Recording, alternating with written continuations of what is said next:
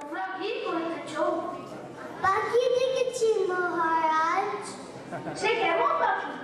সে মূর্খ, শুধু গান গায়, শাস্ত্র পড়ে না, লাফায় আর পড়ে, কোনো কায়দা কানুন জানে না। এমন পাখি তো কোনো কাজেই লাগে না, অথচ বনের ফল খায় না, রাজার হাটে ফলের বাজারে লোক সন্ধ্যা দেয়। পাখিটা শিক্ষা দাও। ভাগিনারা রাজার আদেশ মতো পাখিটাকে মহাপণ্ডিতের কাছে নিয়ে গেল। পণ্ডিত মশাই, পাখিটাকে শিক্ষা দিতে হয়। খড়কুটো দিয়া পাখি যে বাসা বাঁধে, সে বাসায় বিদ্যা বেশি ধরে না। তার সকলের আগে দরকার ভালো করিয়া খাঁচা বানাইয়া দেওয়া। পাখির একটা সোনার খাঁচা দরকার। শেখরা বসলেন সোনার খাঁচা বানিয়ে। সোনার খাঁচা এমন সুন্দর হলো যে দেশ বিদেশের লোক দেখতে আসে। সংসারে সবকিছুর অভাব আছে, শুধু নিন্দুকের অভাব নেই। তারা বলল, শিক্ষার একেবারে হতবুদ্ধা। শিক্ষা যদি নাও হয়, খাঁচা তো হইল, পাখির কি কপাল। অল্প পুঁথির কর্ম নয়। ভাগিনাগণ তখন আরো পুঁথি নিয়ে এলেন।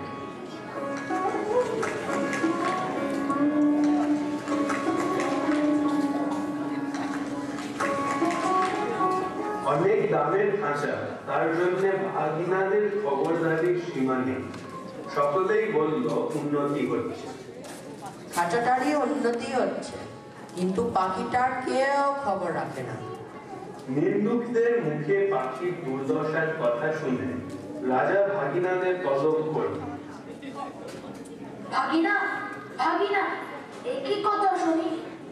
মহারাজ, সত্য কথা যদি শুনিবেন তবে ডাকুন। শেখরাদের, পণ্ডিতদের, লিপিকারদের ডাকুন, যারা মেরামত করে এবং মেরামত তদারক করিয়ে বেড়ায়। নিন্দুকগুলো গাইতে পায় না বলে মন্দ কথা বলে। বিধান সর্বত্র পূজতে, সুতরাং শিক্ষা অতীব প্রয়োজন। মহারাজ, কাণ্ডটা দেখেছেন? আশ্চর্য, শব্দ কম নয়। শুধু শব্দ নয়, পেছনে অর্থ কম নয়। তাই তো দেখছি। মহারাজ, পাখিটাকে ভালো করে দেখিয়াছেন কি? পাখিকে তোমরা যেমন শেখাও তার রকম তা দেখা যায়। আয়োজনের ত্রুটি নাই, খাঁচায় দানা নাই, পানি নাই, কেবল রাশি রাশি পুঁথি হইতে রাশি রাশি পাতা ছিঁড়িয়া কলমের ডগা দিয়া পাখির মুখের মধ্যে ঠাসা হইতেছে। গান তো বন্ধ হই, চিৎকার করিবার ফাঁকটুকু পর্যন্ত বোঝা। দেখিলে রোমাঞ্চ হয়। নিন্দুকদের যেন আচ্ছা করিয়া গান বলিয়া দেওয়া হয়। পাখিটা দিনে দিনে ভদ্রদস্তুর মতো আদমারা হয়ে সকলে বুঝলো বেশ আশাজনক। তবুও স্বভাব দোষে পাখি আলোর দিকে চায়, দানা ঝটপট করে। একদিন দেখা গেল পাখিটার রোগা ঠোঁট দিয়ে খাঁচার শোলা কাটবার চেষ্টা করল।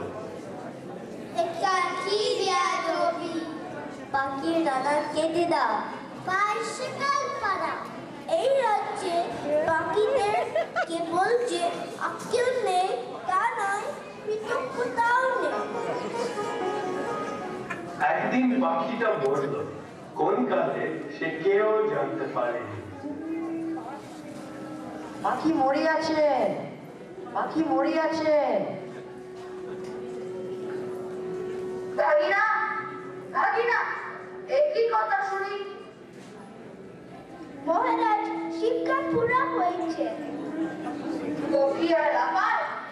আরে রামো, আর কি ওরে? না। আর কি গান গায়? দানা না পাইলে আর কি চেঁচায়?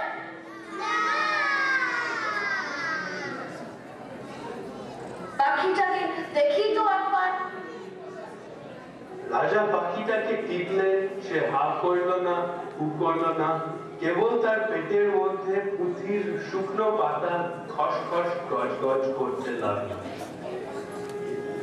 শিক্ষা সম্পূর্ণ হয়েছে। শিক্ষা সম্পূর্ণ হয়েছে। পাখি কোনো শব্দ না করায় মূর্খ রাজা আর তার সঙ্গী সাথীরা ভাবলেন পাখির শিক্ষা সম্পূর্ণ হয়েছে, বুঝলেন না পাখি মরেছে। কিন্তু বাইরে বিশালয় গলি দীর্ঘ নিঃশ্বাসে মুকুলিত বনের আকাশ আকুল করে দিল।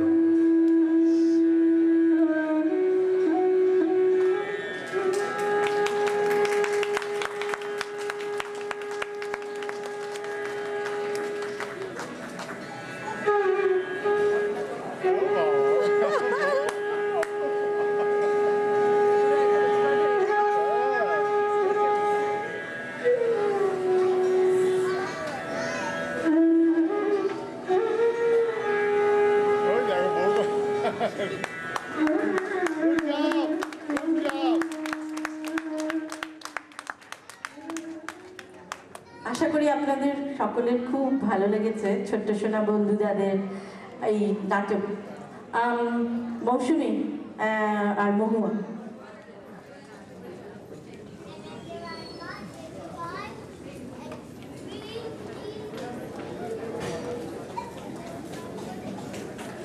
আজকের নাটকে যে বাচ্চারা পার্টিসিপেট করেছে তাদের নামগুলো একটু বলে দিই। সব থেকে প্রথমে নাটকের ডিরেক্টর হলো মৌসুমী, প্লিজ একটু হাততালি দিয়ে। Thank you. আর আমাদের নাটকের ক্যারেক্টার্স হলো সূত্রধার, দেব চ্যাটার্জি, সমালোচক সুপ্রতীক দেবনাথ, আর রাজা হচ্ছে আবি মুখার্জি, আর ভাগিনারা সব থেকে ছোট অর্ক,